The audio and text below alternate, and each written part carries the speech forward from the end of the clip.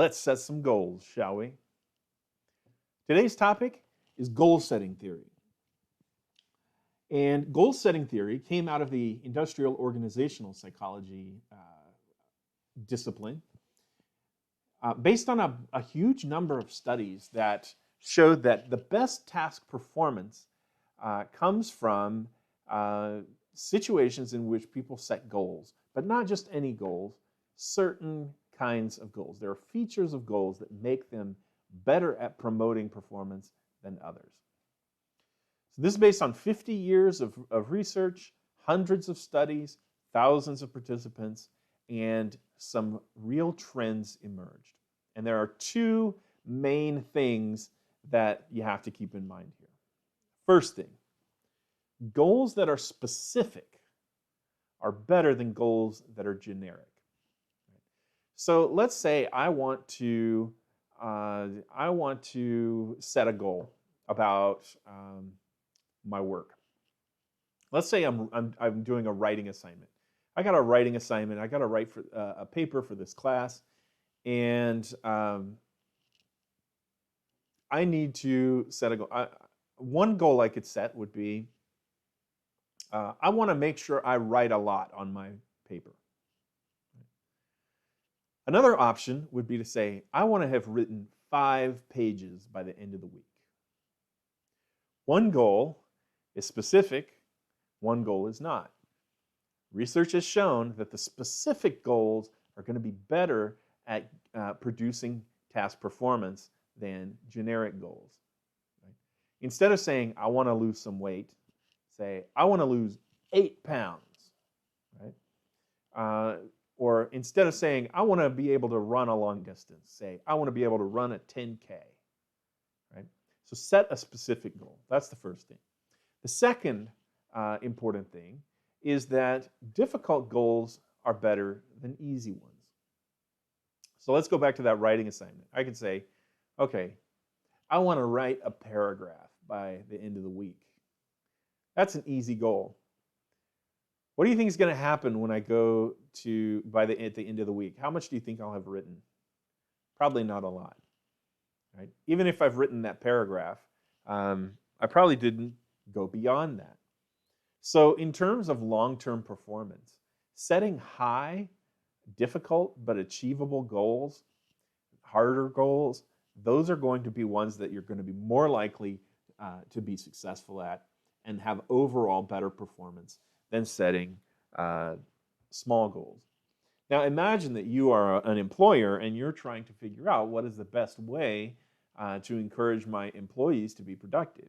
Well, you want to set specific goals and you want to set somewhat difficult goals, harder goals. And that's going to give you your best performance. That's not the entire story though. So there are a couple of other things to factor in here. One is self-efficacy. So self-efficacy is important because if you don't believe that you can write that paragraph, then it doesn't matter how good a job you did at setting a specific and difficult goal, you're not going to be able to do it. Right? So I don't speak French, I don't read French, I don't write French. But if I set the goal to write 10 pages of a paper in French, I don't have the self-efficacy belief, or honestly, the actual skills to make that happen. So those are factors that might influence the outcome. Another factor that can be really helpful is feedback along the way. Right? So when I'm making progress towards my goal, occasionally I might be able to get feedback that says, hey, you're doing really great. You're getting close to your goal. You're going to be there in time. And that might help me maintain my current level of motivation. On the other hand, I might get feedback that says, you know what, you're not quite there. You really need to ramp it up if you're going to make it and meet the goal. Having that kind of feedback can actually help you adjust your performance on the fly and be better at achieving the goal. It also matters if I believe that this is an important goal or not. So if it's something that I think is just an absolutely soul-sucking occupation that has no value or meaning for anyone, then again, if I set a great goal, I'm not going to be motivated to pursue the goal. And so there are a number of factors like these that impact your likelihood of achieving the goal. One of the ways you can, one of the questions that I always have when we talk about goal setting theory, and this is just my own personal take, is that I sometimes wonder how limited is this kind of goal setting to certain kinds of situations, right? So situations I can see when you're doing, let's say you're a medical transcriptionist and your job is to type doctors dictating patient reports, and your goal is to type as many reports as possible as quickly as possible.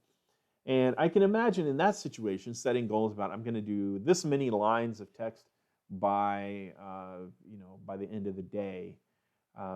Those kinds of that in that situation, I can see how goals work. But what about things that are less like an assembly line or less like kind of making widgets, workplace productivity? What about more long-term goals or more abstract goals? Those, I think, might be a little bit more of a challenge for something like goal-setting theory. But overall, the goal-setting theory is kind of a cool idea. It's got a lot of empirical support for the way it works. And so if you find situations in which you want to set goals for yourself, then keep that in mind. Set goals that are specific and set goals that are challenging. And that's the best recipe for success. Okay, that's it for now. I will see you next time.